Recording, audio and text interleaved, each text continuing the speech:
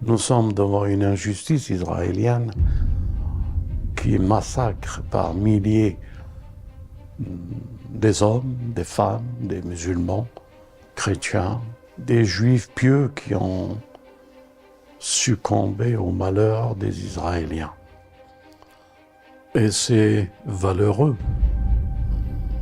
qui se défendent, qui sont assiégés, affamés, assoiffés, spoliés de leurs droits et tout ce qui leur revient de droit en tant que propriétaires de ces terres, avec un Occident en face d'eux, un ennemi redoutable qui nourrit l'État sioniste d'Israël.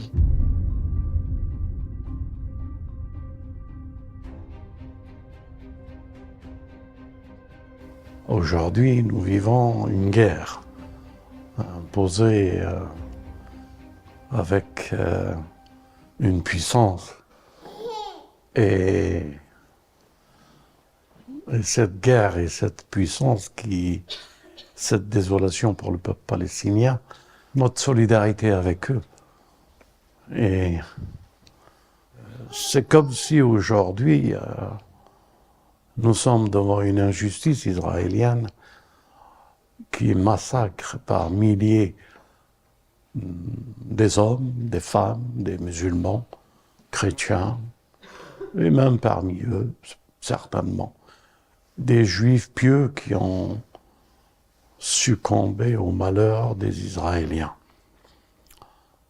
Nous voilà devant cette situation, cette guerre, dont instinctivement, nous n'avons pas besoin de ressources pour pouvoir avoir une piété de constater une guerre pareille et que nous devons nous lever pour la justice et la vérité. Cette histoire va avec ce que nous vivons aujourd'hui. Et ces valeureux qui se défendent, qui sont assiégés, affamés, assoiffés, spoliés de leurs droits et tout ce qui leur revient de droit en tant que propriétaires de ces terres, avec un Occident en face d'eux, un ennemi redoutable qui nourrit l'État sioniste d'Israël. Voilà, les Palestiniens, avec d'autres frères, un peu partout, en Irak, au Yémen, la surprise du retour du Yémen dans les temps eschatologiques comme elle a été annoncée, ce courage, ce dévouement, ce désintéressement pour des profits autres que la justice, pour que Gaza ait moins faim et qu'elle souffre moins. Bien sûr, il y a aussi nos frères du Liban, que je transmets mes salutations, et en l'occurrence à certaines personnalités et frères que nous avons marché un petit peu ensemble. Je leur transmets mon courage et ma fierté d'avoir eu comme école et comme partenaire des frères pareils. J'ai aussi une histoire personnelle avec le Yémen, où j'ai passé un moment exceptionnel avec nos frères. Aujourd'hui, avec vous, nous avons la fierté d'avoir un guide comme Sid Ali Al-Khamenei.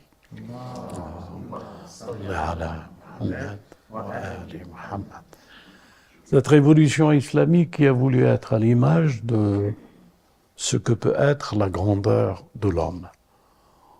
Et redonner justice aux déshérités de l'Est comme de l'Ouest. Elle s'est manifestée, beaucoup de musulmans se sont reconnus dans cette révolution. Et nous les avons aussi accompagnés, marchés à côté d'eux. Nous nous sommes nourris de la même ferveur et de ce que transmettait l'imam Khomeini, rahmatullah alayhi, wa qaddasallah sirru.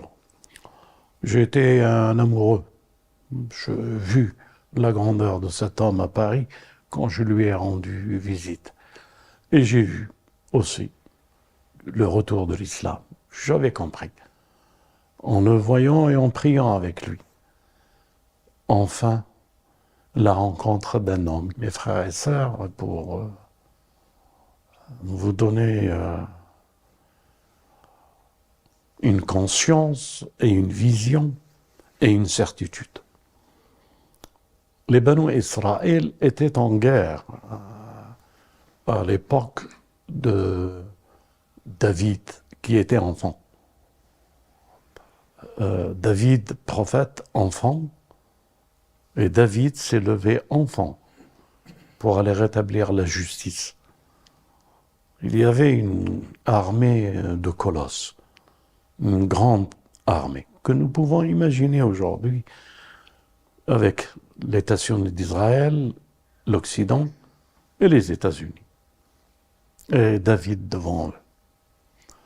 David devant eux, rayé par ses frères, parce qu'il était enfant, pas colosse, pas grand, et il voulait partir pour tuer Goliath. Il a obligé ce roi de le laisser partir sans armure ni sabre. Il disait que, une formule célèbre que nous connaissons tous, Dieu est mon berger, il veillera à moi. Oh, quelle grandeur, ce homme. Il a été choisir 5 pierres pour aller affronter Goliath. Et tout ça ressemble à quoi? Ressemble à ce que nous vivons à Gaza. La République islamique, l'Iran, le guide, Sayyid Ali al-Khamenei, Damna Dallu, Allahumma salli ala Muhammad wa ali Muhammad. 5 pierres dans les mains. Gaza, l'Irak, nos frères en Irak, nos frères au Yémen, nos frères au Liban et Damas. Et ces 5 pierres qu'il a jetées face à l'Occident et au monde entier, et ils atteindront leur but comme David a atteint le but en terrassant Goliath. La fin de l'Occident, elle s'annonce, à moins que l'Occident se convertisse à la justice. La fin d'Israël est très proche. Il n'y a pas de répit. Qu'ils se reconnaissent en terre palestinienne et qu'ils essaient de trouver une formule de vivre ensemble dans la justice. Ensemble pour une terre qu'ils apparemment chérissent. Mais il y a des sous-entendus, il y a des arrière-pensées, il y a des calculs. Alors, avec les hommes en Palestine et dans les pays que je viens de citer, qu'ils fassent, donner espoir, courage, force et détermination pour chacun d'entre nous, pour que nous puissions à notre tour, nous aussi, faire partie de cette pierre que notre guide jette face à l'humanité pour cette justice. Alors nous communiquons, nous travaillons, nous faisons tout nos possibles et toute notre possibilité de partager et de réveiller les consciences. En cette occasion, je prie pour la patience de ceux qui souffrent en Palestine et partout dans le monde, de ceux qui subissent des injustices, les crimes dont ils voient leurs enfants, leurs maris, leurs femmes terrassés par un ennemi redoutable. Mes prières vont vers eux pour que Dieu donne la victoire aux Palestiniens, pour que Dieu assiste les Palestiniens et tous nos frères que je viens de citer, de leur donner l'éclat de la lumière et des anges pour qu'une victoire arrive que nous attendons urgemment.